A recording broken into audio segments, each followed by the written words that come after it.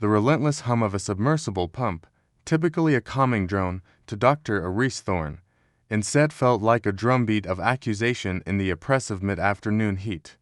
Droplets of reclaimed water, carefully filtered and enriched, kissed the thirsty soil of his experimental garden, not a lush expanse of defiant green, but a meticulously sectioned grid of parched earth and struggling saplings, each plot a tiny, living laboratory, demanding precise, controlled hydration that to any untrained eye would appear wildly, even recklessly, excessive in a state crippled by unprecedented drought. His large, almost industrial-grade water tanks, discreetly positioned behind a newly erected, but still somewhat translucent, privacy screen, whispered with the rhythmic gurgle of complex filtration systems, each cycle an intricate dance of science, aimed at cracking the code of water scarcity, a dance entirely lost on the neighborhood's ever-vigilant HOA, the Homeowners Association. It was Monday, and the crisp, official-looking envelope slipped beneath his front door earlier that morning. A stark white rectangle against the faded welcome mat already felt like a physical weight in his stomach, its contents an undeniable premonition of conflict. Aris, a man whose mind processed algorithms and hydrological cycles with elegant precision, found himself utterly bewildered by the petty tyranny of local bureaucracy, a stark contrast to the grand, global challenges he dedicated his life to solving, challenges that ironically his current excessive water use was directly confronting. His modest suburban home, nestled in a quiet cul-de-sac where every lawn was precisely manicured and every shrub meticulously pruned, had become a beacon of perceived defiance. His precise watering schedule, dictated by the minute needs of cutting-edge, drought-resistant flora research, stood in stark opposition to the community's mandated brown lawn austerity. He tried, in his own reserved way, to explain. A brief, polite email to the HOA's general inquiry address, suggesting his water usage was for specialized horticultural research vital to arid region sustainability, had been met with a generic, automated response about Section 4B, subsection 2.1, Article 3 of the Community Bylaws, regarding water conservation and landscape maintenance during declared drought conditions. It was like speaking fluent calculus to someone who only understood basic arithmetic. The first violation notice had arrived 2 weeks prior, taped to his front door with an almost aggressive sense of officialdom, citing excessive water runoff onto common areas, a laughable claim given his state-of-the-art subsurface drip irrigation system, designed for zero runoff, yet they claimed a damp patch near the curb was evidence of his profligacy. He knew the source, Mrs. Henderson from across the street, a woman whose life seemed dedicated to scrutinizing every perceived deviation from suburban normalcy, her perfectly coiffed silver hair and perpetually pursed lips a constant, silent judgment. He'd seen her, phone in hand, peering over her pristine rose bushes, clearly documenting his every precisely measured drop. The new envelope, however, felt different, heavier, radiating a more serious intent, a tangible escalation from mere violation to outright legal action. He picked it up from the kitchen counter, its sharp edges biting into his palm, and slowly tore it open. The words swam before him: Notice of intent to sue, violation of water conservation covenants. The formal legal language was chilling, stripping away the benign facade of neighborhood disputes to reveal the hard, unyielding teeth of legal action. It detailed his repeated and egregious violations of water restrictions, citing the significant financial burden his unchecked consumption placed on the community's shared water resources and the undermining of collective efforts to combat the drought. Aris felt a surge of disbelief, then a cold, quiet fury. They genuinely had no idea. They saw a rebel, a rule breaker, a thoughtless water hog, while he saw himself as a reluctant guardian, tending to the seeds of their very salvation. Every drop of water he used was calculated, recycled, and repurposed, part of a closed-loop system testing bioengineered crops designed to thrive on minimal, non-potable water, capable of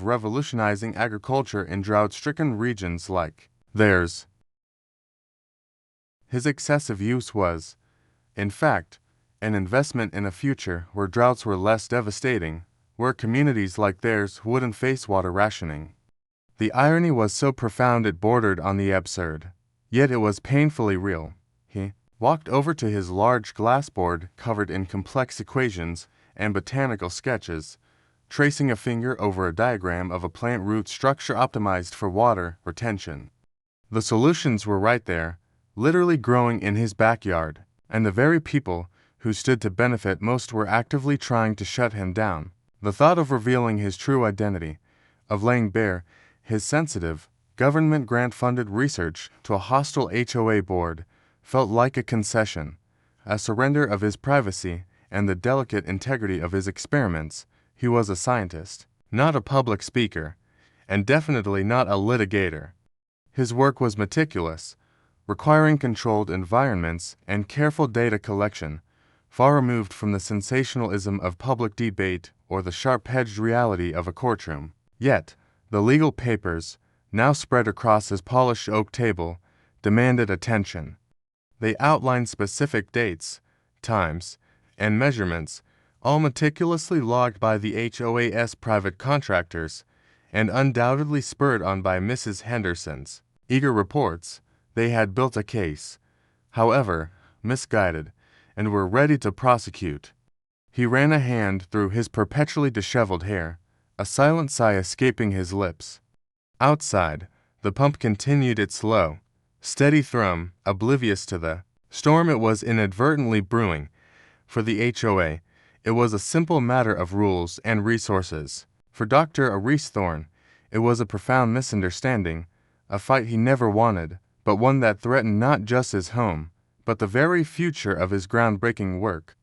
The stage was set, the lines drawn, and the curtain was just beginning to rise on a conflict rooted in ignorance and propelled by a battle for every single drop. The audience, like Aris himself, was left to wonder, how could something so vitally important be so disastrously misinterpreted, and what would happen when the truth, finally, had to come out? The initial notice of intent to sue was merely the first volley and would quickly devolve into an all-out siege.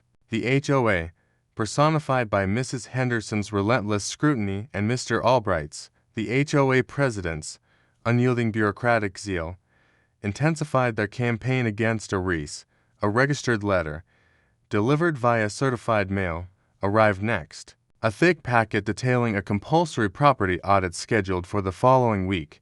This wasn't just about water consumption anymore. It was about invasive inspection, a demand to scrutinize every inch of his property for any and all violations. Aris read the legalistic jargon, his jaw tightening. An audit wasn't just an inconvenience, it was a direct threat to the sanctity of his research. His experimental plots, while appearing like rudimentary garden beds to the untrained eye, contained highly specialized soil compositions, rare hybrid saplings, and intricate subsurface sensors designed to monitor everything from moisture content to nutrient absorption. Any disturbance, any clumsy footfall, could compromise months, even years, of data. The thought of Mr. Albright's stiff, polished shoes trampling over his delicate measurements, or Mrs. Henderson's gloved hands prodding at his precisely placed sensors, sent a shiver of dread down his spine. This wasn't just about a lawsuit, it was about protecting his life's work. He responded with a carefully worded, but firm, legal letter of his own, citing privacy laws and the confidential nature of his academic research. He omitted the drought aspect, sticking to agricultural innovation, a slight obfuscation he hoped would be sufficient. It wasn't. The HOA's reply was swift and dismissive, reiterating their right to enforce covenants and hinting at additional fines for noncompliance. Their legal counsel, a local firm known for its aggressive tactics in neighborhood disputes, clearly saw Aris as a stubborn, arrogant academic who thought himself above community rules. They didn't see the subtle, almost imperceptible shifts in the experimental foliage after a precisely timed watering cycle, the faint, earthy scent of a new, resilient root system taking hold, signs that filled Aris with a quiet thrill, evidence of the breakthroughs inching closer. For them, it was simply about the escalating numbers on his water bill, the digital digits flashing in their municipal reports, screaming excess. The internal struggle for Aris intensified daily. Why didn't he just tell them? The answer wasn't simple. Firstly, his research was under strict non-disclosure agreements with the university and various funding bodies. Premature public exposure, especially amidst a hostile legal battle, could jeopardize grants, patents, and collaborations that had taken years to cultivate. Secondly, and perhaps more profoundly, there was a deep-seated scientific ethos at play. His work was about data, verifiable results, and systematic testing, not about emotional pleas or defending himself against a mob mentality. He believed the science, when mature, would speak for itself. To reveal half-formed theories or preliminary data to a lay audience, especially one already predisposed to mistrust, felt intellectually dishonest and strategically unsound. He imagined Mrs. Henderson's eyes glazing over at the mention of hydroponic, nutrient delivery systems, or Mr. Albright scoffing at vapor pressure deficit measurements. They wouldn't understand. They would only see more excessive complexity. So, he held back, enduring the daily indignities, the accusatory glares from neighbors, the increasingly shrill phone calls from the HOA's assistant. The pressure mounted not just from the HOA, but from within his own academic circles. His research lead, Dr. Elena Petrova, a stern but brilliant botanist from the university, called frequently. Aris, she'd warn, her voice tight with concern, this HOA dispute is becoming a distraction. Are you sure you can continue your fieldwork under this kind of scrutiny? We're on a tight timeline for the phase to report, he'd reassure her, downplaying the severity, not wanting to betray the external chaos threatening his meticulous work. He'd walk through his experimental plots at dawn, before the neighborhood stirred, checking sensors, adjusting micrometers, observing the subtle, miraculous resilience of his bioengineered plants. He'd find solace in the scientific certainty of his work, a stark contrast to the illogical, emotional accusations hurled his way. He knew, with absolute certainty, that every drop of water he used was contributing to a solution far greater than the HOA's petty concerns. One evening, after another particularly aggressive email from the HOA threatening daily fines, Aris stood by his kitchen window, staring out at the perfectly manicured, yet utterly lifeless, brown lawns of his neighbors. A single, small patch in his own experimental garden pulsed with an almost unnatural vibrancy, a nascent green against the ochre backdrop of the drought-stricken suburb. This small, thriving area was subtly, but consistently absorbing moisture directly from the humid air, a breakthrough he was just beginning to quantify. He had developed a unique, almost futuristic, water capture system integrated directly into the plant's genetic structure. To an outsider, it simply looked like a thriving patch that still needed water, confirming their belief in his wastefulness. But for Aris, it was a silent testament to his progress. He could almost hear the whispers. Look at his lawn. How can it be so green when ours are dead? The irony was a bitter taste in his mouth. He was collecting water from the atmosphere, giving back to the ecosystem. Yet he was being persecuted for taking too much. The stage was set for a dramatic revelation, one that would not only clear his name, but perhaps, finally, open the eyes of a community blind to the very solutions growing in their midst. The official summons arrived on a Tuesday, delivered by a solemn process server who looked as uncomfortable as Aris felt accepting the thick stack of documents. This wasn't just another notice. This was a formal declaration of war, the HOA transitioning from internal enforcement to external legal aggression. The initial shock was a cold, sharp jab to the gut. Aris stared at the court seal, the stern language of the complaint detailing breach of covenant, nuisance, and negligent water consumption leading to irreparable harm to community resources. The sheer weight of the papers in his hands felt immense, embodying the full force of a seemingly insurmountable bureaucracy. He Dr. Aris Thorne, renowned in niche hydrological circles, was now merely Defendant Thorne, accused by his own Homeowners Association. The absurdity of it all might have been comical if it weren't so financially and professionally devastating. He spent the next few days in a haze, the meticulous precision of his research momentarily overshadowed by the daunting prospect of legal battles. His lab notebook, usually filled with precise data and elegant calculations, now lay open to a page scrawled with legal terms he barely understood: discovery, deposition, motion to dismiss. His first instinct was to consult a lawyer, but the initial consultations quickly revealed the grim reality. The retainer fees quoted by several firms specializing in property law were astronomical, easily consuming a significant portion of his research contingency funds. Money allocated for new equipment, specialized growth mediums, or critical field work, not legal defense against a neighborhood dispute.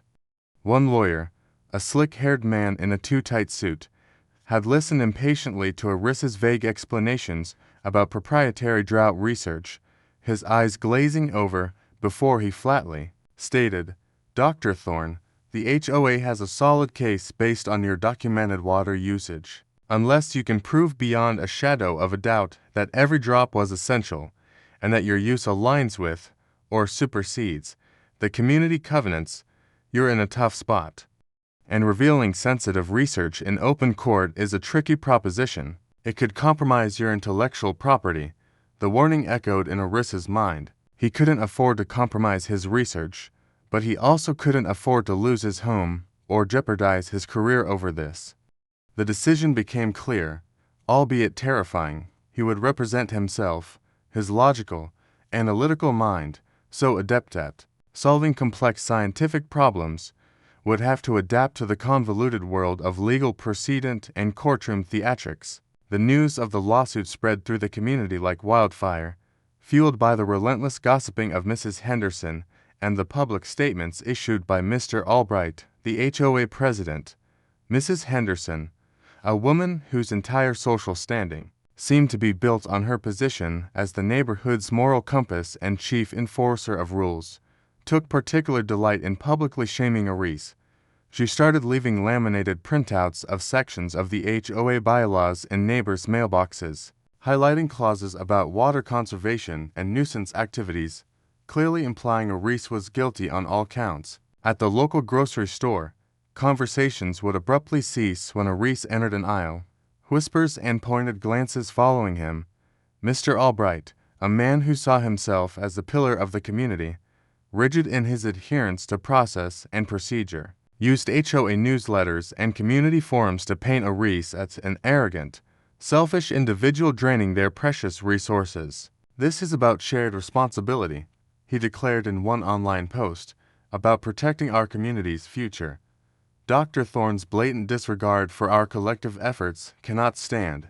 He never once mentioned the possibility of unique research, simply focusing on the hard numbers of Aris's water bills, which, taken out of context, looked damning. The public scrutiny was relentless, transforming his once peaceable suburban existence into a constant gauntlet of judgment.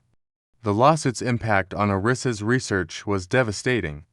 A critical grant proposal, meticulously crafted over months, was put on hold. The funding agency, citing unforeseen legal entanglements and potential reputational risks, requested a full report on the ongoing dispute. Dr. Petrova, his research lead, called, her voice laced with thinly veiled concern. "Aris, the board is getting nervous. If this lawsuit goes south, it could affect not just your project, but the entire department's funding for experimental fieldwork. Can you assure me this won't compromise the phase to launch?" Her words were a chilling reminder of the precarious balance he was trying to maintain. A crucial shipment of specialized mycorrhizal fungi, vital for the next stage of his plant trials, was delayed because he couldn't release the funds, forcing him to improvise with less effective substitutes. The delicate ecosystem of his experimental plots, already under stress from the forced delays, began to show signs of decline. Some of his most promising bioengineered saplings, designed for extreme drought resilience, were now subtly wilting, their hardiness unable to fully manifest without the precise, consistent water cycles his protocols demanded. He spent sleepless nights poring over his data, trying to mitigate the damage, his mind racing not with scientific breakthroughs, but with legal defenses and court dates. The emotional toll was immense. Aris, a man who found comfort in predictable data and logical outcomes, was adrift in a sea of irrational accusations and personal attacks. His once quiet home felt like a fortress under siege, every knock on the door a potential summons, every siren in the distance a harbinger of more trouble. He stopped going for his morning runs, avoiding the judging eyes of his neighbors. His appetite waned, and sleep became a luxury he rarely afforded, his mind constantly replaying legal arguments and imagining the worst-case scenarios. The financial burden, even without a lawyer, was mounting. Filing fees, court costs, the potential for hefty fines if he lost. But beyond the monetary and professional costs, it was the sheer injustice that gnawed at him. He was being sued for trying to solve the very problem they were all suffering from, a problem they were too myopic to see beyond their own petty rules. The deeper he delved into the legal maze, the more absurd the situation became, yet the more terrifying the consequences. The path to vindication seemed narrow, perilous, and fraught with the risk of exposing his life's work to forces that neither understood nor appreciated its true value. The audience, now fully invested in Aris's plight, could feel the crushing weight of the HOA's legal machine, desperately hoping for a miraculous escape or a dramatic reveal that would turn the tide in his favor. The air in the community hall was thick with anticipation, heavy with the collective glare of 100 pairs of eyes. This wasn't the sterile environment of a courtroom, but a hastily convened emergency HOA meeting, packed to capacity. The media, alerted by a tip-off from a sympathetic local journalist who had, in fact, been subtly guided by a desperate Aris, clustered near the back, cameras poised like hungry vultures. Mr. Albright, the HOA president, stood at the podium, his voice booming with self-righteous indignation as he rattled off a litany of Aris's alleged transgressions. Dr. Thorne's flagrant disregard for our bylaws, his astronomical water consumption, and his refusal to cooperate have left us with no choice but this lawsuit. We are here today to ensure justice for every responsible homeowner in this community. A wave of murmurs and applause swept through the room, punctuated by Mrs. Henderson's loud, venomous here. From the front row, Aris sat at a small, isolated table, clutching a slim folder, his heart hammering against his ribs. He felt the weight of every judging stare, every whispered accusation. This was it, the moment, when Mr. Albright finally, begrudgingly, called Aris forward. A hush fell over the room. Aris walked to the podium, not with a lawyer's swagger, but with the quiet, determined gait of a scientist preparing to present groundbreaking findings. He wore a simple, unadorned suit, a stark contrast to the performative anger of the HOA board. His hands, usually steady over a microscope, trembled almost imperceptibly as he adjusted the microphone.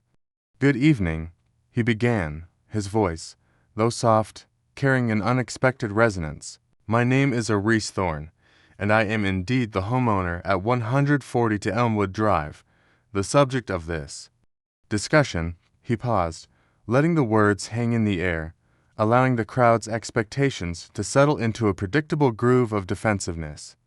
But then, he deviated from the expected script. "For the past 7 years, my life has been dedicated to a singular, critical mission, developing sustainable solutions for global water scarcity. My work isn't just a hobby or a specialized horticultural research project. As I previously, perhaps foolishly, hinted, I am a drought research scientist, specializing in advanced phytoremediation and atmospheric water harvesting." The revelation hit the room like a physical shockwave. A collective gasp rippled through the audience. Mr. Albright's face, previously a mask of smug authority, slackened, his eyes wide with utter disbelief. Mrs. Henderson, mid-whisper to her neighbor, froze, her jaw dropping open comically. The cameras at the back began whirring, their red, recording lights blinking urgently. Aris ignored them, his gaze sweeping over the stunned faces, seeing the dawning comprehension, the confusion, the sudden, almost embarrassed silence. My excessive water use, he continued, his voice gaining strength, is not consumption, it is experimentation. Every gallon I've used has been part of a carefully controlled, closed-loop system designed to validate groundbreaking methods of water reclamation and plant-based atmospheric moisture capture, methods that, if scaled, could revolutionize our fight against drought. Right here in this community, he then clicked a remote, and the large projector screen behind him, which had previously displayed HOA bylaws, flickered to life, showing, not mundane graphs, but stunning, high-resolution photographs of his garden. But it wasn't just a garden, it was a microcosm of a future landscape. He displayed an infrared image, highlighting vibrant blue networks beneath the soil. This is my advanced subsurface irrigation, he explained, delivering precise hydration directly to the root zones with zero runoff. The damp patch Mrs. Henderson so diligently reported was likely condensation from a subsurface sensor array. He then transitioned to time-lapse footage, showing his specialized xeriscape plants, initially small and unassuming, gradually unfurling new leaves, not from irrigation, but through a visible mist of moisture condensing on their unique trichomes, slowly trickling down to the soil. These plants, he announced, his voice filled with a quiet passion, are genetically engineered to literally pull moisture from the air, even in arid conditions. My excessive water use was initially to kickstart their growth and test their efficacy. Now, they are self-sustaining, and in many cases, contributing more moisture to the localized microclimate than they consume. The room was utterly silent now, captivated. Mr. Albright looked as if he'd been struck by lightning, his face pale, his eyes darting towards Mrs. Henderson, who had slumped slightly in her chair, her earlier bravado utterly deflated. Aris then brought up intricate schematics of his home's greywater recycling system, explaining how every drop of water used indoors was purified and redirected to sustain his experimental plots, effectively reducing his net municipal water consumption to near zero. He showed data, irrefutable, peer-reviewed data, demonstrating that over the past 6 months, despite HOA claims, his home's actual municipal water draw was significantly lower than the community average, once his internal recycling and atmospheric capture systems were factored in. He projected a comparative graph, his line barely a whisper at the bottom, while the community average soared. The implication was clear. The HOA had been suing him for using less water, not more. The very excessive water use you've condemned, Aris stated, his voice now ringing with authority, was the catalyst for developing solutions to the very drought you claim I am exacerbating. While you were counting my sprinklers, I was cultivating the future of sustainable living. While you were sending me legal threats, I was documenting breakthroughs that could help every homeowner in this community reduce their water bills and secure our collective future. He clicked to his final slide, a projected, lush green rendering of what their entire community could look like, thriving with minimal municipal water, powered by the very technologies he was developing. The stark contrast between their current parched reality and this hopeful vision hung in the air. A woman in the third row let out a small sob. A man near the back muttered, "My God," the dramatic irony, so long simmering, had finally boiled over, scorching the HOA's ill-conceived accusations to ash. Mr. Albright, visibly trembling, slowly, almost imperceptibly, sank back into his chair, the gavel lying uselessly on the table before him, the absolute peak of their self-made crisis now undeniably upon them. The revelation hung in the air, a silent, powerful testament to the truth. The stunned silence that had fallen over the community hall after Aris's revelation fractured into a cacophony of murmurs, then gasps, and finally, a wave of applause that started slowly, tentatively, before swelling into a roaring ovation. Faces previously contorted with anger or suspicion now reflected awe, embarrassment, and an undeniable sense of shame. Mr. Albright, the HOA president, remained slumped in his chair, his face a mask of utter defeat. Mrs. Henderson, whose fervent accusations had fueled so much of the conflict, had reportedly slipped out the side door, unable to face the public's bewildered stares. The local journalist, whose earlier tip-off now seemed divinely inspired, was furiously typing on their laptop, their eyes shining with the thrill of breaking news. Aris, still at the podium, felt a profound sense of exhaustion, but also a quiet, immense relief. The truth, finally, was out. The immediate aftermath was swift and decisive. The very next morning, a formal email arrived from the HOA's legal counsel. The lawsuit was dropped with prejudice, effective immediately. There was no apology in the legal text, but the hurried retreat spoke volumes. Mr. Albright, humiliated, and facing a rapidly organizing recall petition from furious residents, resigned from the HOA board within 48 hours. Mrs. Henderson's social standing in the neighborhood evaporated overnight, her once pristine lawn now looking ironically neglected. As her usual busybody activities ceased, the community, once united in its misguided anger, now found itself united in a profound sense of collective apology and admiration. Neighbors who had once glared at Aris now offered shy smiles, bringing over baked goods, or simply stopping by to offer words of support. The transition was palpable, a testament to how quickly misinformation could spread, and how powerfully truth, once revealed, could rectify it. Aris's phone, usually reserved for calls from his university or scientific collaborators, began to ring nonstop. Local news channels, the national science programs, clamored for interviews. He reluctantly agreed to a few, carefully choosing platforms that would accurately convey the scientific importance of his work, not just the sensationalism of the HOA dispute. His appearances were calm, articulate, and compelling. He spoke not of personal vindication, but of the urgent need for innovative drought solutions, using his own story, a relatable example of how traditional approaches often overlooked groundbreaking advancements. The public response was overwhelmingly positive. His research, once quietly funded by grants, now had a spotlight on it, drawing interest from private foundations, agricultural corporations, and even government agencies desperate for answers to the escalating global water crisis. The university, initially nervous about the legal entanglements, became immensely proud. Dr. Petrova, his research lead, called, her voice no longer tense with concern but brimming with pride. Aris, the board has not only reinstated your grant, but they've approved an additional multi-million-dollar fund for scaling up your field trials.